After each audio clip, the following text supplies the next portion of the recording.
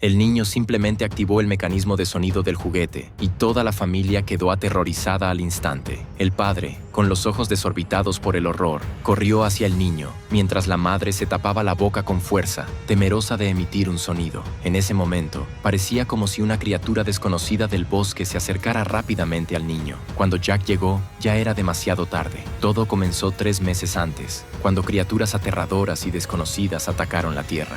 No tenían vista, pero su agudo oído les permitía localizar a sus presas en un radio de 300 kilómetros. Ante su invasión, la humanidad sufrió pérdidas devastadoras en poco tiempo. El silencio absoluto se convirtió en la única regla de supervivencia en esta catástrofe apocalíptica. Fue precisamente al acatar esta regla que la familia de Jack sobrevivió en este mundo infestado de monstruos. Una granja en las afueras de la ciudad se convirtió en su único refugio. Cada vez que salían, esparcían arena fina por el suelo y caminaban descalzos sobre ella, temerosos de hacer el más mínimo ruido. Sin embargo, durante una salida de compras, su hijo menor abrió accidentalmente